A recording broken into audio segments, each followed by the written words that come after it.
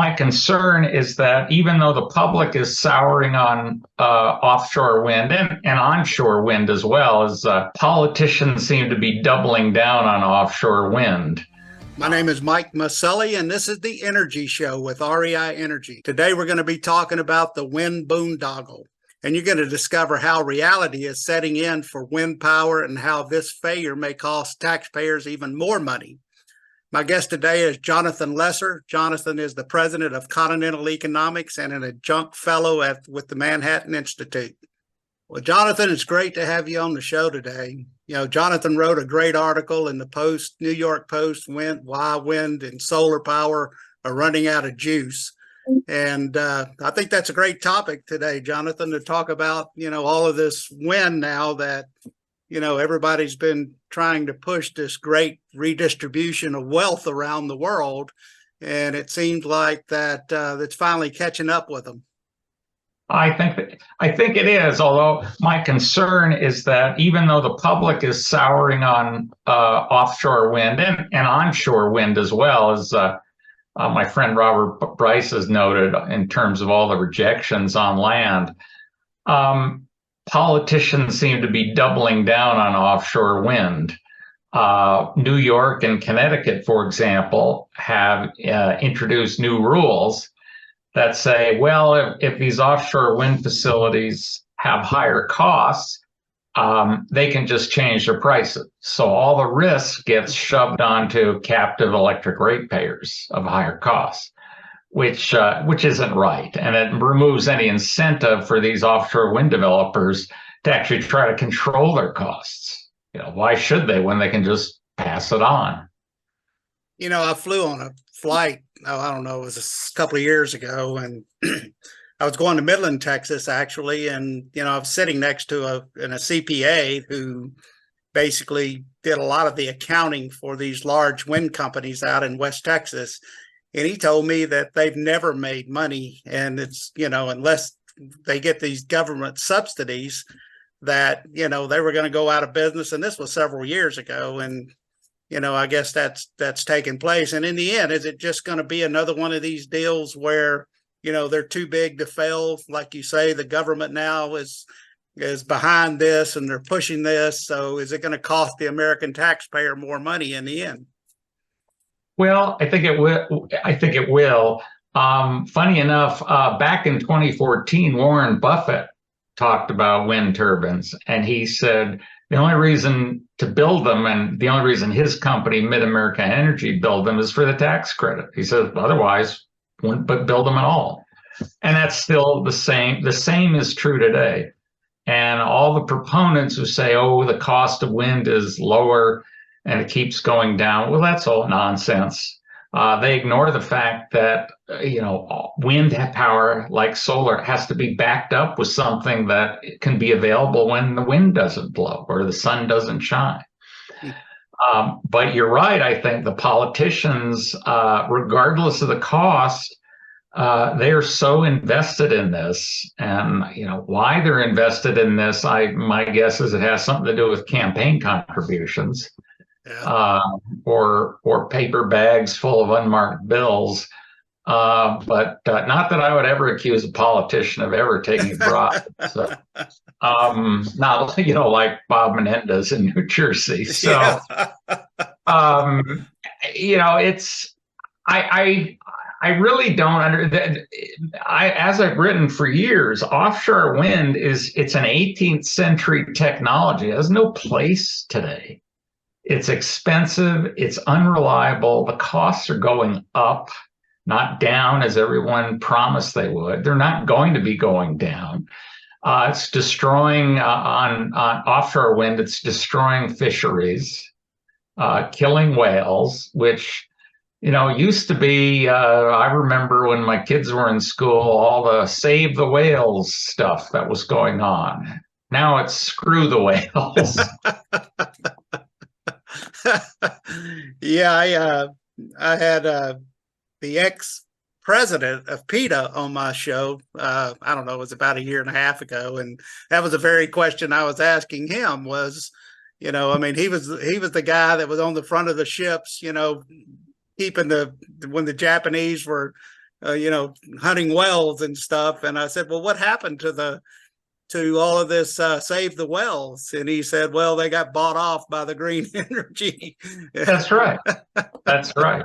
And it's funny, a lot of the environmental groups, they're actually laying off people in all these other areas like, toxins, pesticides, whatever, all to focus on climate change, because that's where the money is and that's where they're getting their money. So they're turning up the hysteria level to 11, and, claiming we're all going to, burn to a cinder, I guess, in a few years. Again, they're just pushing offshore wind, and Germany is going to be giving Siemens, bailing them out to the tune of $17 billion in German taxpayer money. I don't know what's going to happen with Ørsted, but I think you're going to see is electric rates simply become unaffordable for people.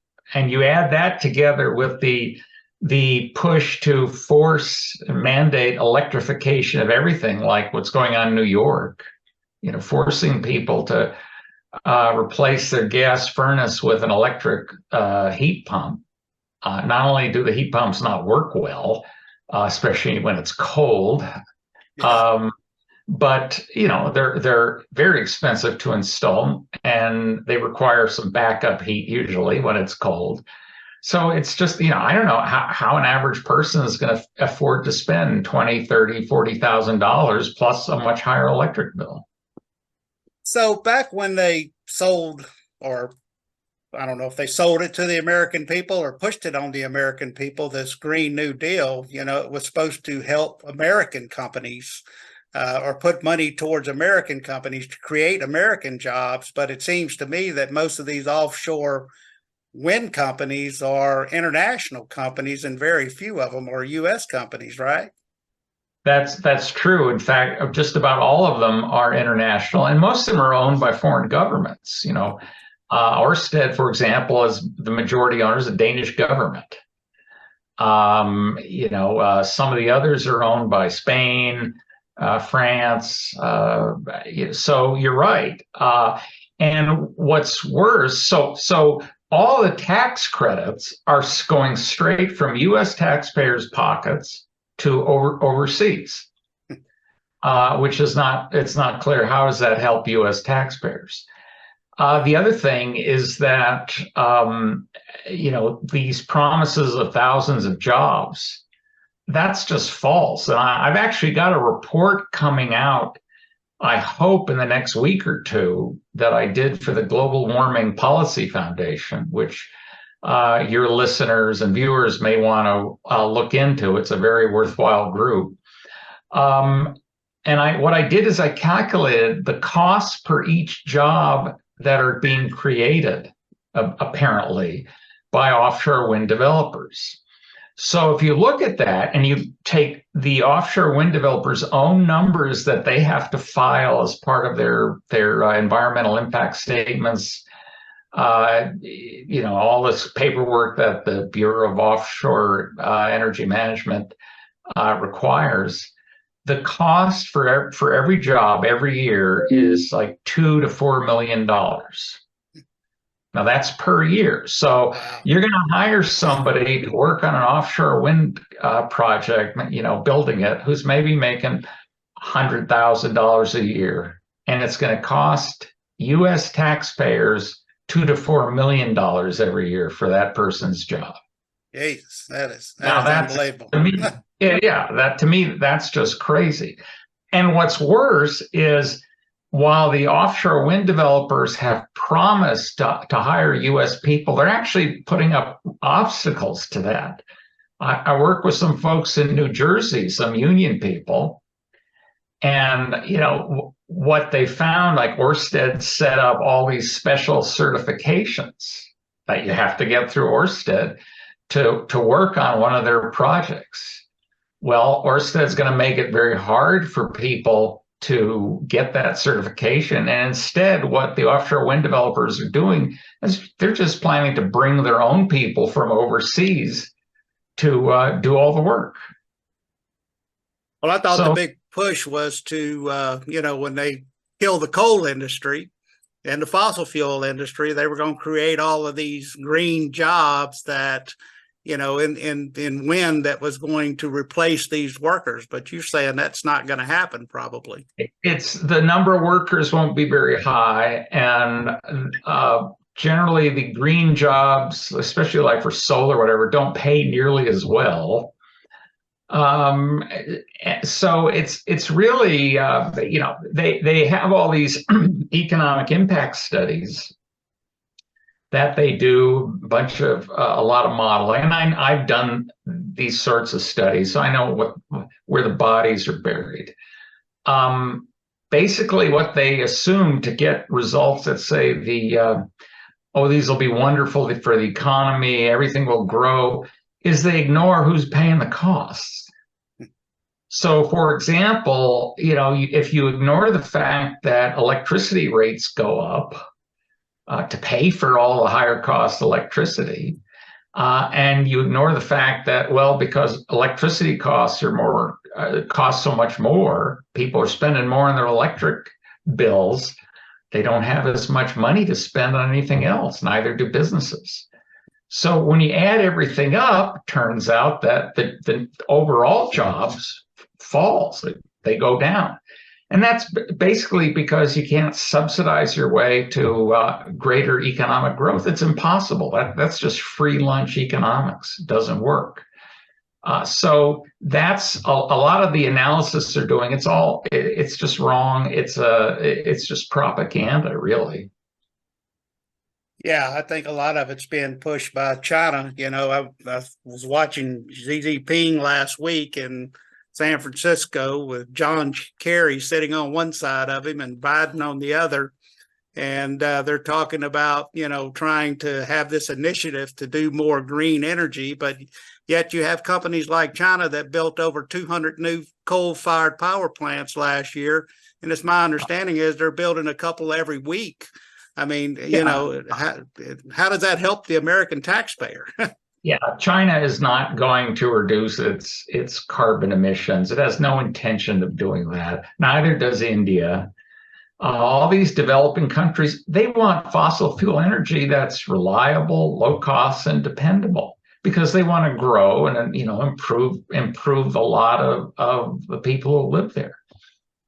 So nothing we do. In fact, John Kerry himself said, even if the United States cut its carbon emissions to zero tomorrow, it wouldn't have any impact on climate because of all the other countries. And we're a shrinking percentage of total world emissions. So, and China right now controls most of the world's rare earths that are needed for wind and solar. They control a lot of the lithium that needed for the batteries. So, this is all great for China. But we're just essentially shooting ourselves in the foot or jumping off a cliff, whatever metaphor you happen to like. And it won't improve the lives of the American public at all. It's going to make it worse, just like they've seen in Europe, where Germany and Great Britain are deindustrializing. The last steel blast furnace in Britain is shutting down. They won't be able to make steel anymore. Well, people haven't learned the lesson from what happened to Germany. I mean, didn't they go this big green push and now they're back to burning coal and wood and trying to get their nuclear power plants back up and running? Well, they are, but some in Germany are still resisting that. They still insist we can have all this green energy no matter what the cost. And Germany has some of the highest electric rates in Europe. They're over 40 cents kilowatt hour. That's a lot of money. Yeah. In your article, you talked about green hydrogen, and I guess that's a byproduct of of wind and solar. And you said that, because I got a friend that has a wind farm, or they're building a wind farm there. And I was telling him about, that obviously a lot of these wind farms are not economical. And he was telling me, well, we're going to produce this green hydrogen, and it's going to be better. But I thought about your article when you said that the generator hasn't been invented yet. Well, in terms of, it's funny, I'm doing some more work on green hydrogen right now. What you have in the state of New York, for example, they've laid out a forecast of how they're going to go all green, and by 2040, I believe, there's something called reserve margin. And what that means is you've got to have electric generators sort of on standby, because generators aren't working, something happens, like your car engine blows apart or whatever, or a transmission line goes down or something else happens. So you've got to have all this generating capacity in reserve. It's about, right now in New York, it's about 20% of the entire capacity. So, and that's typical around the country these days. What New York analysts figured out, this is the company that runs actually the whole high voltage power grid and coordinates all the electric generating companies in the state. Their reserve margin is going to have to go up to over 100%. In other words, if you have, say, 30,000 megawatts worth of generators, and you're going to have reserve another 30,000. So it's kind of like having I got to have a second car always ready in case my first car falls apart. And a lot of that reserve margin is going to have to be met with these what they call dispatchable emissions-free generators. And what that means is basically a turbine, a gas-fired turbine, like a gas plant, that runs on pure hydrogen. And that's what I said, it doesn't exist. They have to invent it. Now with green hydrogen, and so under the Inflation Reduction Act, which is a misnomer, as you know, there's a subsidy, $3 per kilogram subsidy for green hydrogen.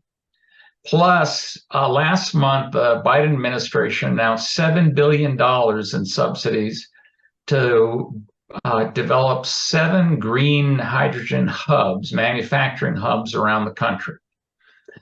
So, the fundamental problem with hydrogen as an energy resource is that you can't just dig it out of the ground like coal and extract it like natural gas. You have to manufacture it. And right now, the way they manufacture it is natural gas because it's cheap. And hydrogen's used primarily for in refining crude oil. So a lot of the big oil refineries use it. And also for making ammonia that gets used as fertilizer. So what you see then is they have this hydrogen Earthshot program, it's called. And the aim of that is by 2030 to reduce the cost of manufacturing green hydrogen to $1 a kilogram. It probably, and to use that, to do that, they're going to use a manufacturing technique called electrolysis. Basically what that is you run a current through water with some heat, and out comes hydrogen. Well, that's expensive. And the prospects of them getting down to $1 a kilogram, they say, well, we're going to use all this surplus wind and solar power, and that'll be real cheap. So what I've been looking at is an analysis of, okay, what are the real costs? When you add up the costs of, say, the electrolysis plants and the electricity, you have to get the electricity to the plant. You have to transmit it from wherever these wind and solar farms are to wherever these electrolysis plants are. You have to compress the hydrogen. You can't just, produce it, leave it as a gas because it's not very dense. That's why the Hindenburg floated and blew up. you have to run compressors and pay for that, and then you have to ship it somewhere. You add up all these costs, and then you have to have some sort of battery storage. So these electrolysis manufacturing plants can run when there's no there's no wind, and at night. There's no way they're going to meet that goal. But yet the goal is to produce 10 million metric tons. That's 10 billion kilograms, or $30 billion a year in subsidies for green hydrogen that they say they'll use in manufacturing plants by modifying, like in a cement plant. You need high temperatures to make cement, so they're going to do it somehow with hydrogen and reduce carbon emissions. So, and you look at their goals, they want to reduce carbon emissions 25 million metric tons, every year. Sounds like a lot, except that's roughly 2 days of average US emissions from last year. And in terms of world emissions, it's an all of 6 hours. So it's not going to have any impact on climate at all.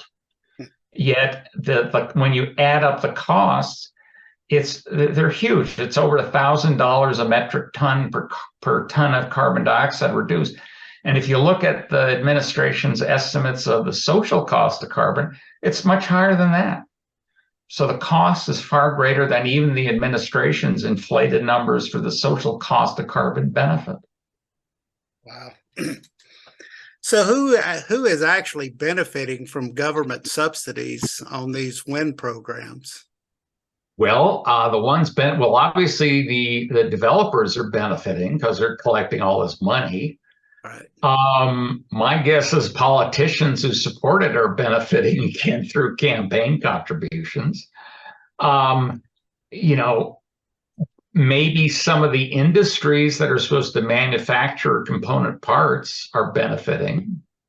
China is benefiting by higher demand for rare earths and lithium and everything else that is needed for these. So, but really, I think the big question are the vast majority of businesses and individuals in this country benefiting from the push to do more offshore wind and regular wind? The answer is no, because they're all paying higher costs for electricity, which raises the cost for everything else.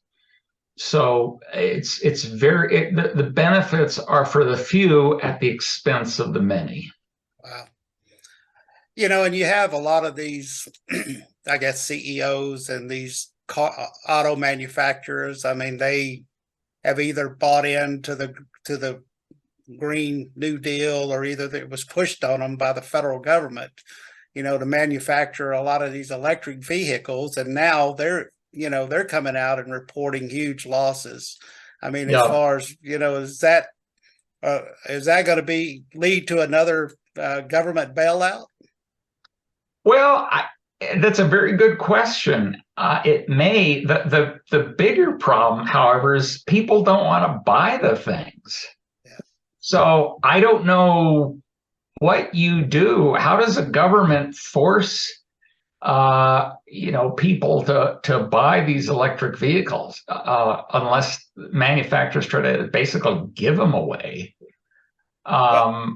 Would they do that? I don't know. They may. I'm not sure. In my state of New Mexico, just last week, they have this environmental board. It's unelected, that voted to impose these California electric vehicle requirements in this state. Now, New Mexico is very rural, and it's poor. There's no electric charging infrastructure yet. Now, I think starting next year, over 40% of all new vehicles sold in this state have to be electric. Wow. Right now, hardly anyone buys them.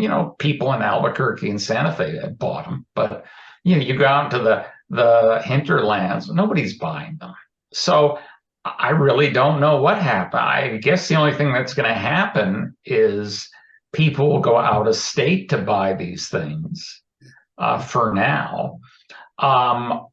But if the government is forcing, all these electric vehicles to be sold by manufacturers, I simply don't know how they're going to do it without raising the tax credits even above what it is now. I mean, between federal and state tax credits, you can probably get $12,000 to $15,000 back, plus a free charging infrastructure and everything else.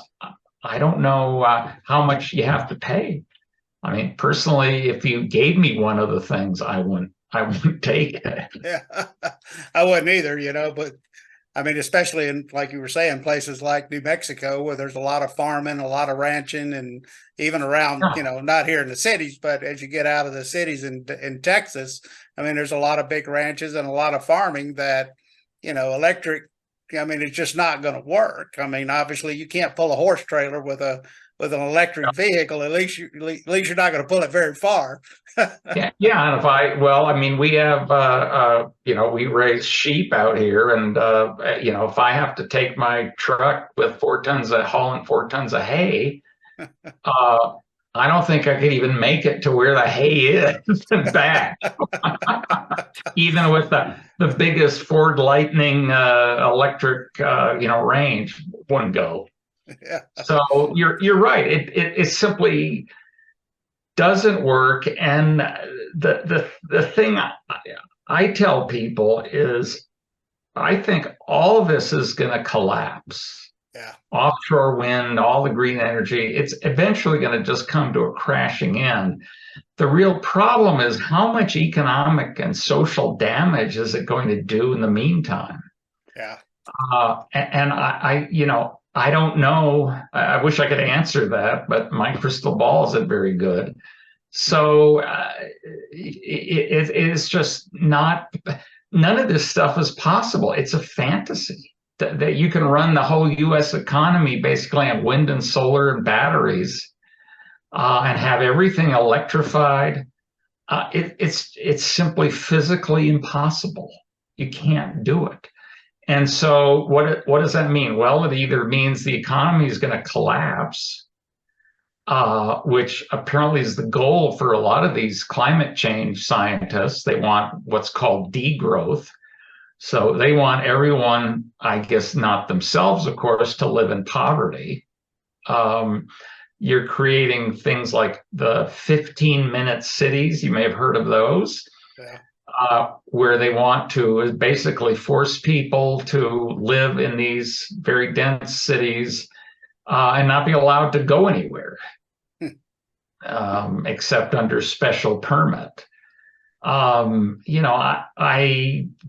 I would doubt the American people are going to accept that, but after seeing COVID, I don't know. Yeah, well, it definitely happened in China and other places where they were able to lock people up, and I hope that doesn't happen here. Me neither. So they have this big climate change meeting. I think it starts this weekend. I mean, what is going to be the big push there? Are people going to say, even though these things aren't working economically, we're going to just continue to double down on it? Well, it's called COP28. It's the 28th meeting, and it's a big international get together. And of course, all the bigwigs fly in their private jets to get there. I don't even recall where this one's being held overseas this time. I think it's being held in the UAE, which is claiming they're going to produce more oil than they've ever produced in history. There you go. But the biggest result that'll come out of it is all the developing nations are going to have their hand out saying, you owe us basically climate reparations, trillions of dollars a year. I'm sure John Kerry will be there, talking about the crisis and how we have to give them everything they want. But none of these other meetings ever do anything. So, best guess is this one, all it's providing is a nice vacation for the wealthy people who are going there, and it will accomplish nothing else. It's just, a lot of this is just such I don't know how else to describe it except it's economic nonsense. Yeah. It's just not, uh, the claim, they just came out with the National Climate Assessment, the fifth assessment, basically blames everything on climate change. Yeah. If you had a hangnail this morning, that was caused by climate change, but they're blaming poverty, crime, uh, every storm, flood, rainstorm, snowstorm, dust storm, it's all climate change. And the thing, it just ignores a bunch of real world data. Um, so they're having to resort to hysteria now to make these claims to try to scare everybody. And apparently it's not working very well at all because people are tired of hearing about how they're all doomed and going to die in a few years. Yeah, I agree with you. I think people are finally getting fed up with it. And, people realize that, a lot of these electric cars, they may be great to have a second car, that you can drive around town and, kind of like the smart car was when it came out. If you want to go to the grocery store, but for a long trip, there's really a lot of places to charge them. And there's the basically places that are there to charge of them. A lot of them are, their electricity is used by fossil fuels to charge the charging stations. But that's right, and that's the biggest scam is charging your electric car with electricity produced from coal and gas.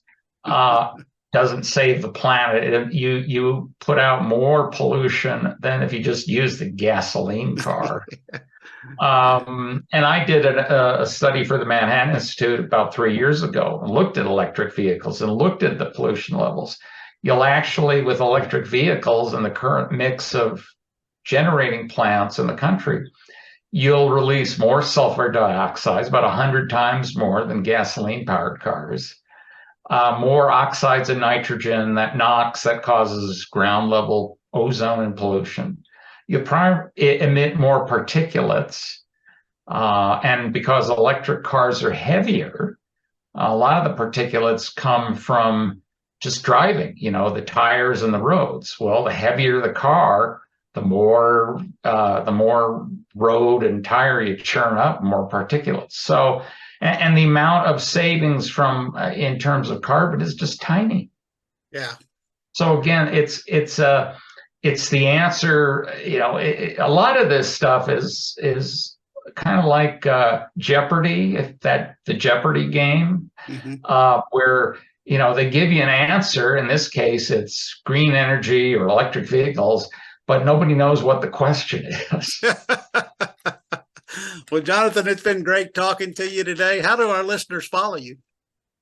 Well, you can see a lot of what I write is on the Manhattan Institute website. I'm also a senior fellow at the Discovery Institute, so they can go there and look for my stuff. If they want to contact me, probably the best way is through the Manhattan Institute. Just send those folks an email or whatever, and they'll get in touch with me. So I'll keep working on it. Well, it's been a great talk, and I'd love to have you back in the future. Thank you very much. Anytime. Thanks so much for having me, Mike. I appreciate it. Thank you. You've been listening to The Energy Show with REI Energy. Energize your investments and maximize your tax deductions. To learn more, go to reienergy.com.